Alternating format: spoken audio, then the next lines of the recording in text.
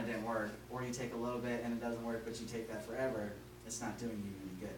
We'd rather put out the fire and not have to take it anymore versus just take a little bit that's not doing anything. So that would be my recommendation, maybe try increasing it a little bit and seeing if you notice a difference on it. Okay. Because that's what I find a lot of is just people, they don't end up taking enough. Like today I was only taking one of my B complex and I checked and I ended up taking 3 today and I felt more energy and I felt clearer on that type of stuff. And I was like, one's good, and that's what it says on the bottle. Take one. That's great, let's take one. Yeah, I hate to put too much of that stuff in there when you don't know what really, if it's pure or really what the contents are. And that's the one thing, sometimes you have to make sure that you trust the company. Do your due diligence on them and look at them. The companies that I use, I like them, and I've researched them and I've vetted them. Where the stuff from Costco, I'm sure it's still good, but then again, I just don't know. Well, consumers like us really don't know. It's hard. Yeah, so we can look. I know the stuff that I have, it is a little bit more expensive, but I know it's good stuff, and it comes from a good source. I actually have 2 companies that I really like. Can't you recommend those to us? Yeah, no, I can. What are they? So one's Apex and the other one's Pure. The only thing is both of them you have to go through, and we can just look and see. And those are those types of things. Okay. And that's why I like them, is because they're not just out there trying to give them to everybody. They are controlled enough that they don't have to produce so much because they don't know who's going to get it. They produce what they need because then through the doctors it goes through, and stuff like that. And like a good omega-3 is always a great option. On the omega-3s, look for one that's refrigerated. Just because if it's on the store, if it's on a shelf and it says it's shelf stable, we don't know if it's been exposed to super high temperatures, maybe in transit, or super low temperatures, because if it goes really hot to really cold or vice versa, it could go rancid. We don't want that. So if it's always refrigerated, we know it has to be shipped refrigerated, and it's just a better bet at being more stable and not rancid. And the omega-3s are really good because those are those fish oils. And I know fish oil is gross just on itself, but there's a lot of different kinds that add a little bit of a flavor, add a little lemon or a little orange. I had one that was a lime. It was delicious. It was like key lime pie. Actually, you can get it at Natural Grocers. I don't remember the name of it, but I'm pretty sure it's on the website because I really liked it. But it's again another one, like my girls even take it. That's the one. The one I have right now is excellent, but I'm the only one that takes it because nobody else likes the flavor. So it would be good if you had some written down somewhere that we could refer to make our choices instead of just randomly. Yep. Yeah, and we can talk about those things, and we can look at it, and we can figure those ones out, and and do that. So yeah, but that's kind of today's thing. Is again, I'm trying to do more like everyone, a little bit more about like functional neurology. Again, we're just trying to teach people what it is because it's something most people don't understand and don't think of, and they don't look at it the same way that I've been trained to look at it on those types of things. So how is it that the eye movement and balance are the 2 things that affect the whole brain? Yeah. So eye movements, I think it's like, I forgot how much they've done the study. I mean, they kind of came up with what the numbers are.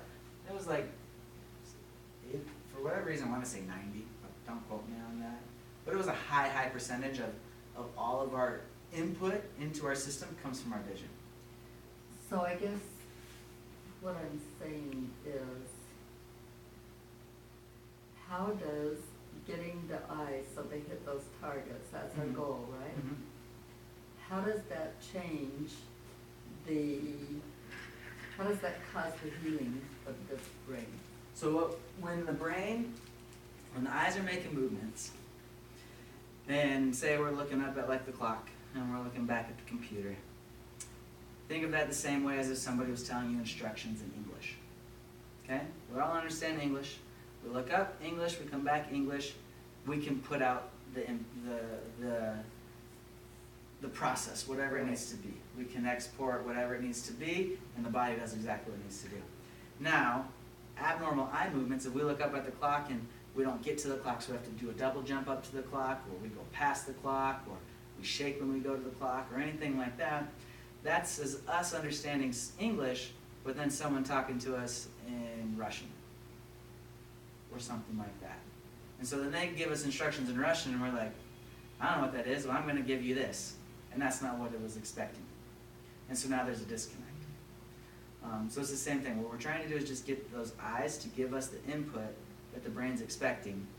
Because it's like I'm expecting to look up at the clock, and I expect to see the clock, versus I look up at the clock and I see the wall first, and then it's like, whoa, what's that? And then, oh, there's the clock, that's fine.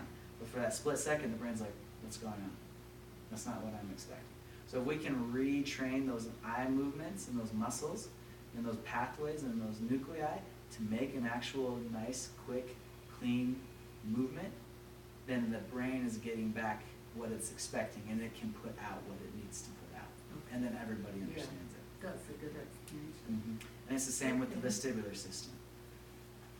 It all still goes back into the brain. It's just, is it using a balance? Is it using eyes? Is it using sensory? Is it using vibration? It all has to come up into the brain. So I'm not doing any balancing exercises. Shouldn't we be doing some balancing exercises? True, but we're looking at the eyes first. We're trying to look at different sections and different parts. Sometimes if we do too much, it's too much on our brain, and we fatigue really easily. Yeah, I would really like that. Yep. We don't want to. Very easily. Yeah, we don't want to exceed that metabolic capacity or that threshold, because then we just crash, and then we can't do anything. So we want to be able to do a little bit and then bring it back down, and that starts to improve it.